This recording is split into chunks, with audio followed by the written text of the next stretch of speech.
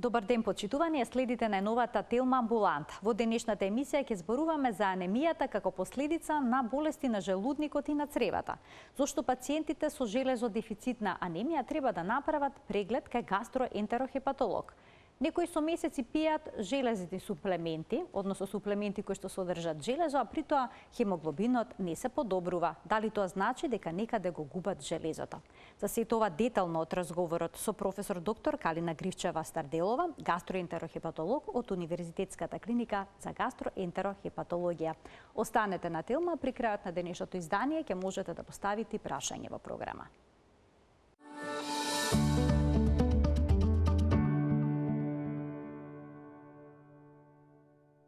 За анемијата како причина на болестите кои што се поврзани со системот за варење на храната, денеска разговараме со професор доктор Калина Гривчева-Старделова, гастроентерохепатолог од Универзитетската клиника за гастрохепатологија.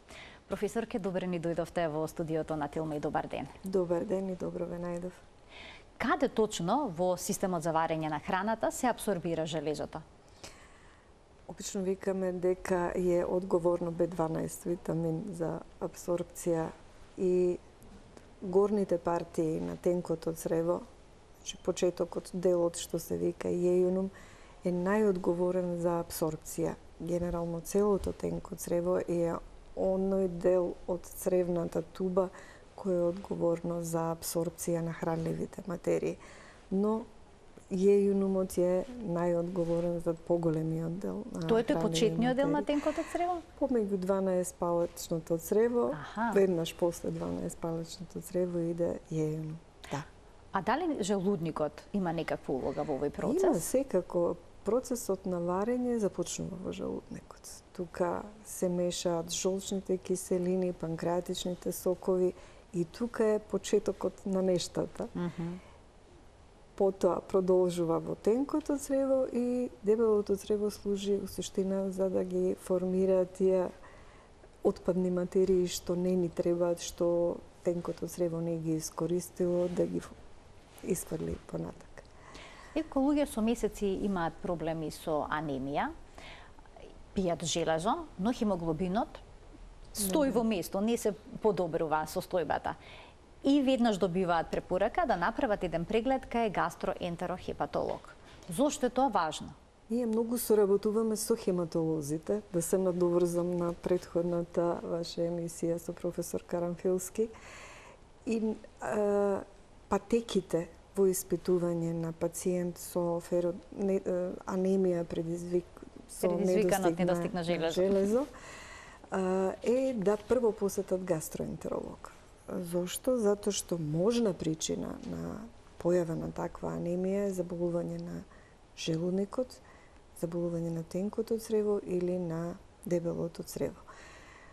Ние во нашата пракса во гастроентерологијата ги делиме на пациенти кои имаат видливи крварења, кога пациентот манифестира, било да е крвава содржина од цревата, било да е повраќање на крвава содржина или појава на црна столица, или недостиг на железо, крварење кое не го гледа пациентот, кое треба да се најде што е причината. И затоа е препорака при анемија со недостиг на железо да се направи испитување на желудник. Прво тоа затоа што пациентот е доволно да е гладен, жеден, нема дополнителна подготовка, гладен, жеден 6 часа пред преглед. Викаме, од вечерот до 8, немојте да јадете, утре дента да дојдете, и тоа е поедноставно за пациентот. Пократок е прегледот, 5 до 7 минути трае, така да не е толкава траума како ќе им кажеме колоноскопија и одма е тука шок, голем стрес. Ако е желудникот здрав, тога веќе правиме испитување на дебелото црево или колоноскопија. Ако е колоноскопијата во ред, ако е дебелото црево здраво, тога веќе правиме дополнителни испитувања да видиме дали тенкото црево функционира како што треба. Ние имаме веќе години наназад и капсулна ендоскопија. Пациентите голтаат мала капсула и она го снима патот, го снима тенкото црево, Колегите од Рентген институт работат одлично и во рентген кабинетите во 8 септември и во градска болница одлична магнетна ентерографија, каде магнетот ни го прикажува тенкото црево и со тоа ги правиме деловите од сложувалката да кажеме да ова ти е. И ова е причина за анемијата. Можат разни причини да бидат. Така, значи може да биде нарушена, да речеме, абсорбцијата, да не се абсорбира железото или пак да се губи некаде железото, да има некој микрокрварење како што појаснивте. Ајде да започнеме со нарушената абсорбција. Што може да доведе до тоа? Да речеме, дали некои воспалителни болести на цревата, како што е кроновата болест, ќе доведе до анемија? Кроновата болест е болест која е позната по своја основна карактеристика, што им викаме на пациентите, на студентите, лезии на прескок на пациентите, оштета на лигавицата која не е во континуитет. Значи може да ја има во уста, па може да има во тенко црево, па може да ја има друг дел од тенко црево и навидум здрава околна лигавица. Значи болно здраво или само на едно место болно. Сега која ќе го зафати тој, она е по природата така да обложува и фактички ја прави тој дел на лигавицата нефункционален за абсорбција, за да ги прифаќа хранливите материи. Цревото има многу составно. Основната функција е да прифаќа, да абсорбира храната која влага во црево и со пуно крвни садови, тие цревни ресички кои се издолжени да зголемат површината на цревото, за да има што повеќе можности во допирот со таа содржина да тие ресички, тие крвни садови ги внесат хранливите материи во крвоток и така да бидат искористени. И кога тој дел од цревото не е функционален, че храната само поминува и основниот дел не го исполнува у својата функција цревото.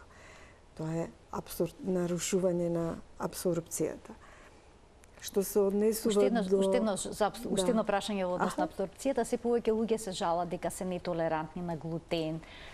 Не секогаш и се тестираат, сметаат дека имаат целијакија.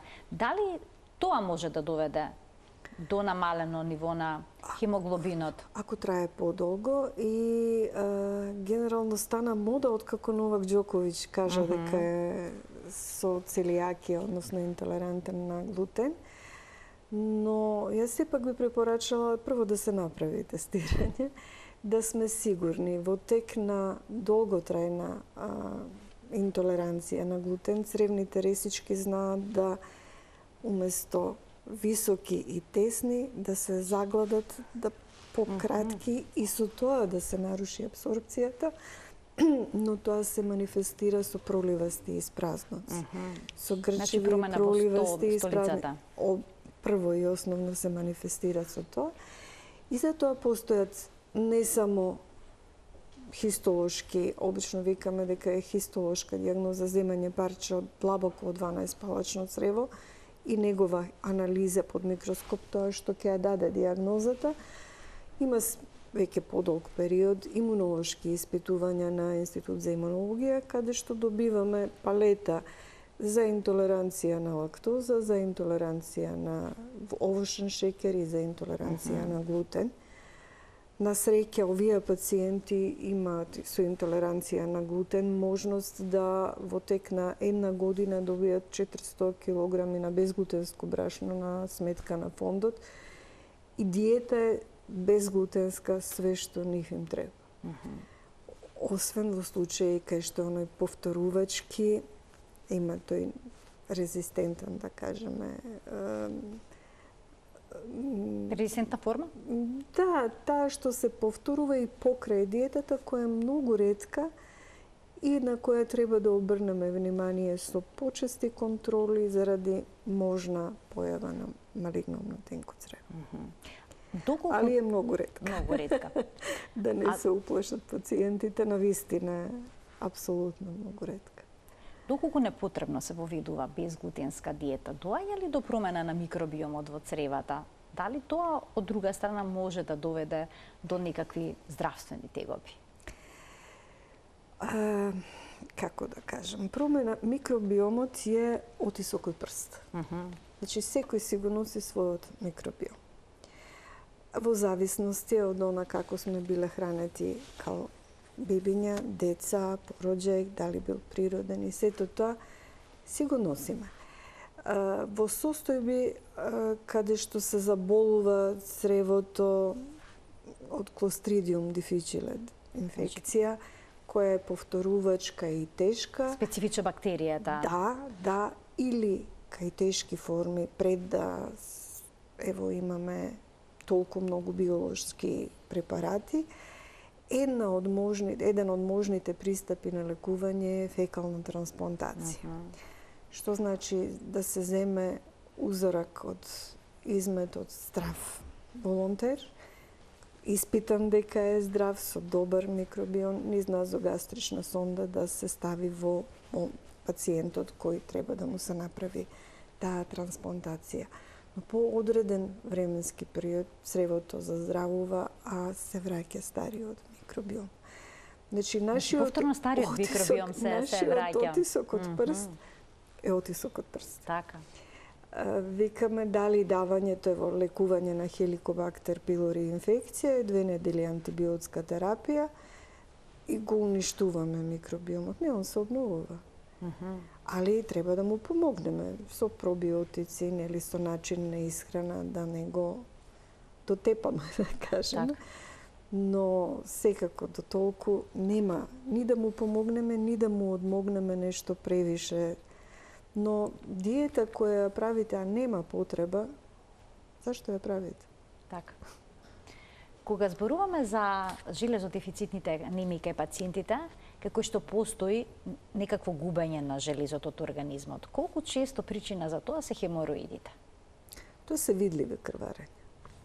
Видливи крварења, многу голем процент заради начинот на прехрана, начинот на седечки живот од пациентите. Тоа се вени кои, да кажеме, нараснуваат, пуштаат како на нозете што има, така и они знаат или да се воспалат па да бидат непријатно болни, или да почнат да крварат. Тука пациентите не чувствуваат болка, но знаат да бидат сериозно големи крварења, па да пациентите добијат анемија. Али тоа ја знаеме причината. Мислам, ја гледаме причина. Може да бидат микрокрварења, да бидат многу ситни, па пациентот да не ги забележи? Микрокрварења кои пациентот не ги забележува, вообичаено се од други процеси на дебелото црево или желудникот.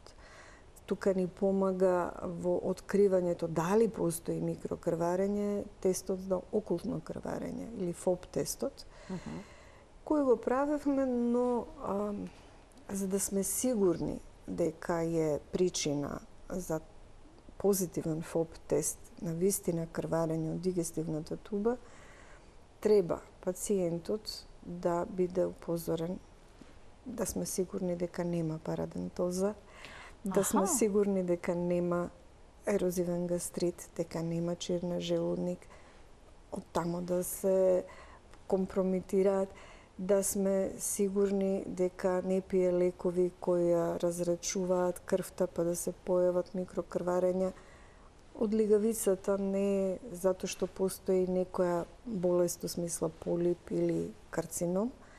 И пациентите имаат протокол по кој треба да се придржуваат пред да се направи тој ФОП тест. Значи, тој тест детектира крв дури и од внепцата во устата. Све што се голтне и иде понатаму. Така да тоа е одличен тест, али ако се придржуваме кон правилата кои треба да не пие С витамин, да не пие аспирин. Мислам, кон правилата има упатство кога... Значи има одредени критериуми што треба да се исполнат. Кога сме сигурни дека е тој тест навистина позитивен. А како се прави тој тест? Направен со узорак од измет се става на тестерот и течносно се става да се смени боја. Значи да сме сигурни да не ја компрометираме успешноста на тестот, треба тоа да се запази. Ние имавме во тек на прошлата скрининг програма набавка на тие ФОП тестови, но мал број од ФОП позитивните тестови испадна дека постои некаква оштета на дебелото црево, пошто најчесто е Најчесто се прави за детекција, за детекција на рак на дебело црево, пошто да кажеме гастроскопијата и полесно ќе ја прифати пациентот, ама колоноскопиите некако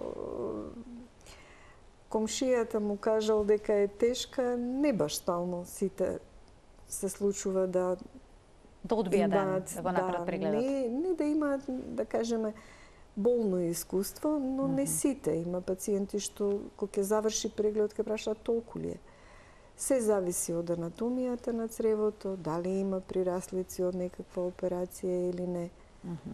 Така да многу нешта зависат од болноста, а ова беше направен тест со цел да се направи не само рестрикција, него целна група да се одреди која би ишла на понатамошно на колоноскопски преглед и секако да помеѓу две колоноскопии се прави следење на целата состојба. Да. А што е со имунохемискиот тест ФИТ? Тој е многу попрецизен и се повеќе се збори, за жал ние го немаме се уште. Нема тука лажно позитивни. Но сепак, и која ќе биде позитивен тој тест, мора да се направи преглед да се види што е. Така, па се сведува на стара добра колоноскопија. Која што пациентите толку успешно се обидуваат да ја избегнат. Да, ние имаме во скрининг програма која откажуваат прегледи за жал, а би требало да дојдат на преглед. Ке стигнеме и до колоноскопиите, но при тоа да ги поканиме гледачите да се вклучат во денешната Телма амбуланта со нивни прашања и дилеми поврзани со темата на која што говориме. Дали анемијата може да биде прв сигнал за рак на дебелото црево? Може. Да не постои никаков друг симптом? Може. Ние во симптомите на болестите на дебело црево ги делиме леви десен, десна половина на цревото. Анатомски, ако видите, десната половина е поширока во однос на левата. И ако постои некоја промена, в смисла на полип, кој со тек на време расте и со тек на време малигнизира, или првично оштета на легавицата, ствари карцином на легавицата, пациентот нема никакви симптоми. Доколку на десната страна. На десната страна. На левата страна е потесно цревото и тука веќе растење на нешто ќе направи грчеви, прави ние парадоксални проливи ги викаме прочистување на течниот дел, затоа што подсврстата компонента од цревната содржина не може да помине. И тука се јавуваат грчеви, крварења и пациентот веќе кога ќе види крв во испразнокот, тоа му е доста алармантно и иде на доктор. А анемијата е нешто што не може да се остави тек така. Ќе ги вклучиме гледачите, па ќе продолжиме онамо каде што запревме. Добар ден. Добар ден. Повелете, во програма сте. Имам едно прашање до докторката.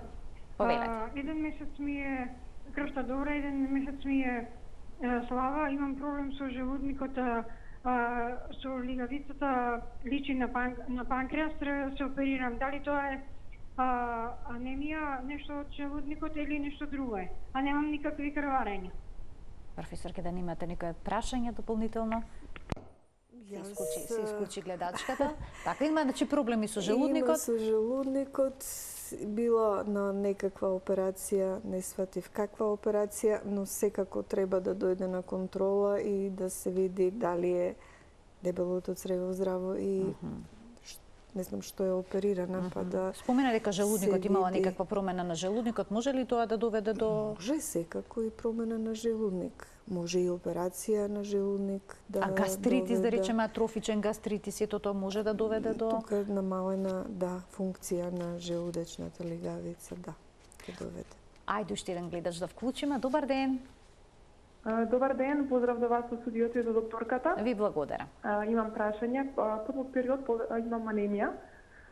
Направив пред 6 месеци гастроскопија и колоноскопија со уреден резултат. меѓутоа понатаму продолжи да ми паѓа железото, феритинот ми е стабилен, хемоглобинот и хематокритот ми се ниски и МЦВ тие кратенки ми се ниски. Последно направив испитување на клиниката за хематологија, каде што ми рекоа дека треба да примам суплементи за железо. И за месец дена да направам повторна контролна слика, меѓутоа никој не го испита причинителот и каде се губи железото и кој се причините. Имам прашање до докторката, што понатаму после овој месец, например, доколку има подобрување, меѓутоа со терапија суплементска, како би се идентификувало што е причинителот за таа настаната анемија? Така, а гинеколошки прегледи ве само да додадам, дали и тоа тие е направени? Добра. Ви благодарам за вклучувањето. Што можете да советувате, професор? Неги останатото, хематолозите се добро тука подковани и они сигурно распрашале дали имаат фамилиарна анемија, дали родителите, некој од родителите на пациентката има проблеми, пошто знае и тоа да биде причина. Секако за појава на анемија, многу е важна возраста на пациентката, многу е важна како се храни пациентката. Ако е млада, тога да се посомневаме дека можеби има кронова, теоретски, некакво заболување и на тенкото црево, кое не е диагностицирано до сега, но сепак би оставила прво хематолозите, дали направиле биопсија на градна коска, дали тука доиспитале. Сепак е веќе, ако имаме уредна гастроскопија и колоноскопија, оставаме хематолозите да си... Да го најдат одговорот на проблемот. Да, одат со нивни оддел, а ние се дополнуваме едни со други. Така. Ајде да ги слушнеме останатите прашања на гледачите. Добар ден. Добар ден. Во програма сте, повелете. Добар ден. Ве слушаме одлично, само намалите го тонот на вашиот ТВ приемник и разговорот следите го во слушалката. Повелете. Намален ми е тонот. Така, одлично, повелете. Добар поздрав до докторката и до водителката. Ви благодарам. Имам едно прашање. Имам черка 49 години. Еден месец има пролив. Пролив и повраќање. Повраќањето и прекина, а проливот некако не и престанува. Беше во Скопје на ургентен, на компјутери направија, железото е единица. И сега само мотат од една установа, од друга, во количка носиме, и денеска требеше со брза помош да носиме во Скопје. Како што да правиме, кај да водиме? Воспаление на цревата има, цел месец има пролив. Што да правиме? Железото е единица. Така, дали ви кажа точна диагноза во однос на цревата? Точна диагноза ми кажа воспаление на цревата. Значи воспаление на цревата. Добро. Ви благодарам за вклучувањето во програма. Се надевам дека наскоро вашата внука ќе биде подобра. Кога се работи за воспаление на црева, што може? Што советувате? Какво воспаление на црева? Значи треба да знаете конкретно. Мора да се има верифицирано хистопатолошки за кое воспаление на црево се работи и да се дава терапија, да се лекува. Вообичаено, кога е потешка акутна фаза, ние ги задржуваме во болница и даваме соодветна терапија, ги рехидрираме, инфузии, сето тоа, за да може да се види како таа терапија делува на цревото. Кај воспалителните цревни заболувања сега се достапни и, да кажеме, во чекор со регионов одиме биолошки терапии, така да пациентите се добро згрижени со воспалителни цревни заболувања. Али е прашање какво воспаление, што тип на воспаление, сепак дали е инфективно, дали е... Така, може да биде инфективно. Апсолутно. Уште еден гледач ке вклучиме. Добар ден. Добар ден. Во програма сте. Поздрав до докторката и до емисијата. Благодарам. Така, јас сум на 50 годишна возраст и имам активно заболување на крвта, кое го контролирам со биолошката и со кортико. Пред 2 години сум на метротраксат плюс. Отколку почев метротраксат, значи крвта, мислам, хемоглобинот ми е испод граница или на долна ниска граница и бели крвни зрнца, и црвени крвни зрнца, железото ми е 2, 3, 1. Знаем да примам на некој месец 2-3 единици крв, ќе се качи малку, после пак паѓа. Дали е причината метротрексатот или од самата болест? Така само имате предвид дека денешната гостинка е гастроентерохепатолог. Ова ми се звучи како прашање повеќе за хематолог. За хематолог. Так, да се обрати кај хематолог гледачката. А ние во денешната емисија уште еднаш ќе појасниме, говориме за причините кои што доведуваат до анемија, а се поврзани со цревот и со желудникот. Обично тоа е лошата апсорбција или пак некое скриено или пак видливо крварење. Да. Видливите крварења обично се, професорке, значи поврзани со желудник, чир, желудник, чир, добра. Проширени вени на хранопроводот или во желудникот, или ерозивен гастрит, кој е поизразен, знае да се манифестира со повраќање на крвава содржина. Ако има некакви полипи на желудник, ако има полипи на дебело црево, ако има дивертикули на дебело црево, ако има хемороиди, сето тоа ќе даде видливи крварење. Бојата на крварењето и количината на крварењето, дали укажува за што се работи? Можете ли врз основа на тоа да направите некаква дистинкција? Вообичаено, ако има желудник или хранопровод оштета, тога пациентот најчесто повраќа крв. Празнењето на цревото е црно, течно како катран и има доста карактеристичен мирис. Што се оди подоле од цревото, тоа веќе станува по, прво, ние викаме вишња боја, а потоа светло црвен. И кога пациентот ќе каже, кога ќе видиме наша обврска е кога доаѓа пациент и кажува дали повраќа крв или има црна столица или има црвена столица, да направиме дигитален преглед со прст ректално туше. И да видиме какво е тоа празнење на дебелото црево на пациентот. Со тоа гледаме и од прилика правиме проценка што прво треба да се иследи за да дојдеме до финалната диагноза и да го лекуваме пациентот. Така, значи многу е важно да се види каква форма на крварење има во столицата.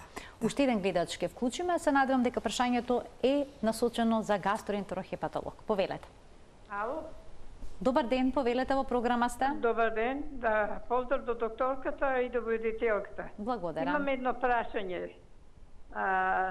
Черка ми има, може би има цел месец пролив. Добра. И препиша, бевме во Скопје на ефективно, на компјутер е снимана се и да до антибиотици, ги исти антибиотиците, проливот никако не е прекинуе. Бевме и направија, компјутери направија, установија има дека има дигестивна хирургија, има воспаление на цревата. И сега не праќат на ефективно, ни да дава за подхитен случај на ефективно. А она не може да оде на ној се, биќе не може да стои. Само течна столица, жолтило оде и што да правиме? Кола не можеме да однесме, порачаме брза помош, не ни да дадат кавадаци. Каков совет да ни дајте за черка ми? Што понатаму, кој чекори да ги преземете? Ви благодарам за вклучувањето во програма. Кога пациенти имаат повраќање и проливасти испразноци, течни испразноци, многу е важно да се одреди составот, проценката на цревниот испразнок микробиолошки. Ако е тоа одредено и е кажано да иде пациентката на инфективна клиника, значи дека се работи за некоја цревна бактерија која го предизвикува тој пролив, таа состојба што ја има. Значи би требало да се јави на инфективна клиника, што процениле колегите од ургентен центар. Ако е тоа испитување на копрокултура на цревниот испразнок без бактерии, тога веќе правиме ние испитување на дебелото црево, да видиме да не се работи за воспалително цревно заболување кое не е поврзано со бактериска инфекција. Ќе го вклучиме последниот гледач за во денешната Телма амбуланта, за да имаме простор да ги одговориме и останатите прашања што се предвидени во концептот за денешното издание. Добар ден. Повелете, во програма сте. Ало. Во програма сте, повелете. Сакам да прашам лекарката. Така? Имам 80 години. Добро. Постојано железото е на долна граница, веќе 10 години. Така? Дали никаде не пишува, дали се пишува, се пие на гладно лековите, дали се пијат на гладно, заедно со витамин С. Добро. Инаку употребувам за тироида лек, шекераш сум регулиран и друго, некои други лекови. А дали сте го испитале здравјето на дебелото црево, например? Да. Сте направиле колоноскопија. Се тоа направено, имам 80 години, меѓутоа веќе 10 година и амнезијата, и железото не се испод, ама се на долна граница.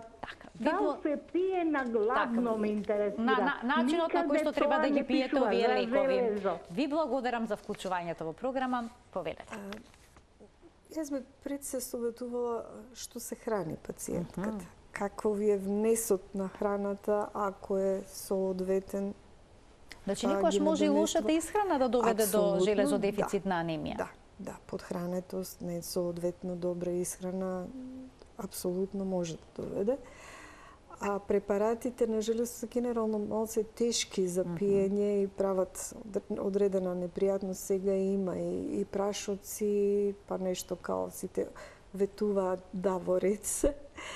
Така да, обично, пациентот и сам си одредува и да касна нешто не е необходно да биде баш гладен. Затоа и не е нотирано. Дали на гладно или на после доручек, да кажеме, после ручек. Но има ли одредени продукти кои што може да нарушат апсорбцијата? Па се советува да речеме да не се земе млечен производ. Млекото дали ќе намали апсорбцијата на железото? Млеко пречи при гастроскопија, јогурт исто така. Уз добивање на железото, не треба, мислам само храна без додатоци, тие после или пред. Така. После или пред. Да проговориме за гастроскопијата и колоноскопијата. И ве споменавте, ке гастроскопија пречи млеко и млечни производи? Не, треба да се гладни жени пациенти. Тоа е најважно, да се гладни жени. Апсолутно, затоа што храната ни е гарант дека прегледот нема да биде прецизен. Се лепи за зидовите, желудникот е торба која ние треба да ја расшириме со воздух и треба да се изгладат желудечните набори, за да можеме од сите страни да видиме што има внатре и да сме сигурни дека тој желудник е здрав.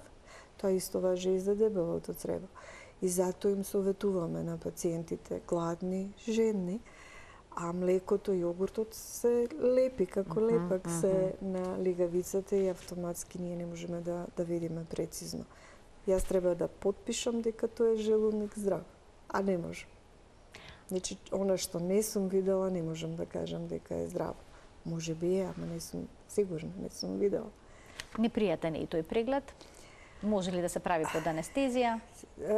Сега се утекна сите денови достапни и анестезиолошки екипи доаѓаат на клиника да се прават прегледите со анестезија кој сака. Кога станува збор за колоноскопија, односно за оној златен стандард при прегледот на дебелото црево, прецез утврдување на и исклучување на присуство на полипи, но и на карцином на дебелото црево, многу е важна подготовката. Е, сега подготовката е исклучително тешка за повеќето пациенти. 2 дена е. 2 дена е. Па не се малку. Треба да се пие посебна една течност што ги празни цревата. Средства има различни типови на течности, сега се достапни. Едната е со повеќе течности екстра. Добра. Од тоа. а другата е со помоци течности, се зависи, имаме пациенти со хронични бубрежни заболувања, со хронични срцеви заболувања, каде што не смееме да ги оптеретиме со толку многу течности, мораме да внимаваме на здравјето на пациентот, не е само поштопото. А иначе и во месарница, кога ќе отидете со воден удар, цревото се пере со вода и затоа е тоа воден удар. 2 дена е само. Важно, значи убаво да се прочисти? Тоа е многу, многу важно. Ево, од мојата пракса има случајно сега пациенти кои имаат полип на желудник, кој сме го извадиле и е дојден полип, имаме обврска да му кажеме на пациентот да дојде да направи колоноскопија. И ако пациентот не беше доволно подготвен, ја ќе го превидев карциномот. Не во облик на полип, него на зидот на дебелото црево, кој е многу лесно, ако е препокриен со цревна содржина, не може да се види. Значи, затоа е важно прочистувањето да биде. И затоа ние имаме скорирање на извештаите по Бостон скала на прочистеност. Си скорираме колку е пациентот прочистен, за да си знаеме колку можел тој што го прегледал да види. И сега некој, ако не е доволно добар, прецизен прегледот, ќе закажеме контрола која ќе биде поблиска од направениот преглед. Тоа ни е многу, навистина многу важно. Дали со овој воден удар навистина може да се наруши цревниот микробиом? Не. Значи тоа е една заблуда, еден мит. Убаво е да го разјасните. Дефинитивно не.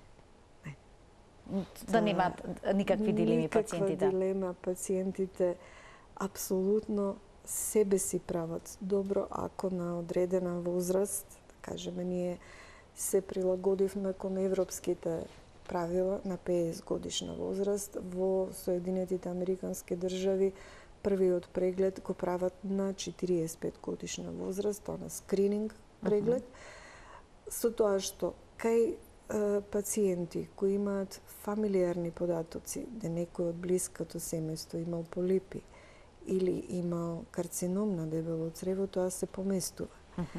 Кај пациенти кои имаат веќе диагностицирана воспалителна цревна болест, пример улцерозен колит, ние даваме на временски рок кога да прават на 3 до 5 години контролни прегледи и зависи од нивниот наод кога ќе ја закажеме следната контрола, али они доаѓаат на редовни контроли со црево колоноскопски, затоа што со тек на време на болеста, тие пациенти кај кои имаме диагностициран улцерозен колит имаат поголема шанса од пациенти кои имаат здраво црево да во тек да животот добијат карцином на црево.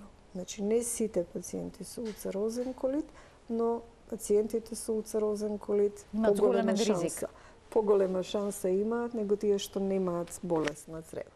И заради тоа идеме со тие чести контроли да го контролираме, состојбата да ја контролираме на цревото и да го видиме пациентот, нели, промена на терапија. И сето тоа ни е многу важно, пристапот кон лекување. Значи, кај некои пациенти треба редовно да се прави овој преглед. Што е со некои кои што сте нашле при колоноскопијата одреден полип и сте го отстраниле? Дали тоа значи дека може сега да се направи колоноскопија за неколку години или пак сепак на 6 месеци на како изгледа понатамошната? Во зависност од наодот, дали има други полипи. Ако има други полипи ќе дојдат побрзо. Ако е полипот мал, ќе биде 3 години. Ако е полипот голем, ќе биде и зависи од хистолошкиот наод. Нас не се случувало да на изваден полип, на врвот на полипот дојде дека е карцином, ран карцином. И ние секако ќе го повикаме за да земеме биопсија од местото кај што сме го ваделе полипот после 6 месеци, да сме сигурни дека не ишло, не се развила болеста понатаму. Каде следење на пациентите, мада после првиот прегледи имаат представа, знаат како ви е прегледот. И веќе не е толку страшно као кога се замислуваат дека е многу опасно. Суштина, кај што се двете цревни кривини, тука се јавуваат мали кусотрајни непријатности. Све зависи од тоа колку е пациентот подготвен да иде на преглед. Решен да се направи прегледот. Како би изгледал првиот преглед? Вознемирени се пациентите, треба да земат нешто за смирување? Сите. Во кој случај советувате анестезија да се аплицира? Медицинска индикација за анестезија ние викаме кај млади пациенти. Тоа е наша индикација, особено кај млади пациенти, пошто кроновата болест е болест на млади луѓе. Кој знаеме дека ќе гледаме често на контроли и не е во ред да им биде стрес, дефинитивно. Кај луѓе кои имаат придружни заболувања, кои би им непријатноста од прегледот можела да им попречи во другите заболувања, секако ќе имаме медицинска индикација за да се направи прегледот со анестезија. Тоа го правиме и кај пациенти кои лежат во болница. А друго оставаме на желбата на пациентот. Секој пациент има право да избере како ќе го прави прегледот. Имаме пациенти кои изречито не сакаат анестезија. Сакаат. Некој се плаши повеќе од анестезијата отколку од самиот доктор не сака преглед. со анестезија. Така, јасно. Ние сите сакаме да гледаме кој е наодот и како ви е наодот. Директно да следите, да го следите како? прегледот. Да не се пропушти нешто. Се шалам, но се зависи од подготвеност. Така. А кога станува збор за, ке споминавте младите лица, се почесто слушаме за карцином на дебело црево кај помладата популација. На што се должи тоа? Тоа е релативно млади. Се поместува границата. Јас пред многу години како млад доктор, не можам да заборавам, еден од нашите професори правеше преглед, ја асистирав. 18 годишно момче беше пациентот. Пред 34 години, сигурно. Не останува тоа во памет колку млад, што стигнал тој за тие 18 години погрешно да направи и да изеде и сето тоа. Но генерално на светско ниво старосната граница на карцином на дебело црево се поместува, оди према помлади. Може би и тоа се должи па и на тие скрининг програми, пардон, па на време се открива кај повозрасните. Тоа дефинитивно и колку се подобри апаратите, колку луѓето почесто идат на прегледи и тоа ја става реалната бројка колку се јавува одредена болест. А што е со исхраната? Може ли некои продукти да доведат до рак на дебелото црево? Апсолутно. Дебелина може да биде еден од причинителите. Храна која не е добро конзервирана, не е добро чувана, складирана. Црвеното месо? Месо, да. Викаат дека може да биде причинител алкохол, цигари.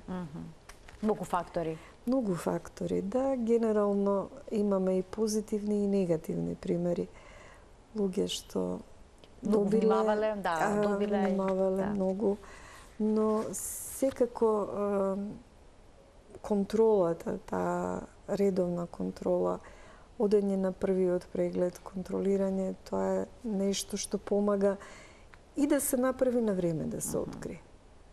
Така и да кратко емисијата да подсетиме дека скринингот е многу важен. Може да го направат оние лица што се од 50 години нагоре. На 50 годишна возраст ги повикуваме со скрининг програмата, ги повикуваме да се јават на клиника. Тие што имаат помалце во семејство ќе си се јават ако имаат потреба. Тие што се повозрасни, секако има повеќе места кај што се прават колоноскопии, низ државата прават колоноскопии. Колегите одлично ги работат своите прегледи, така да нека се јават, нека појдат на преглед, дефинитивно е добра ствар да се направи тој скрининг преглед. И оние кои што се анемични? Обврзно. Обавезно да направат гастроскопија и колоноскопија. Гастроскопија и колоноскопија. Професор, ке ви благодарам многу за вашето денешно гостување во Телма амбуланта и за убавите појаснувања поврзани со оваа исклучително важна тема, бидејќи железно дефицитните анемии се чести и повеќето од нас веднаш посегнуваме по некој препарат или пак промена на исхраната, но може да се губи железото на разни начини. Ви благодарам уште еднаш за гостувањето, ким се заблагодарам и на гледачите што и денеска беа дел од Телма амбуланта. Почитувани ви посакувам пријатен ден.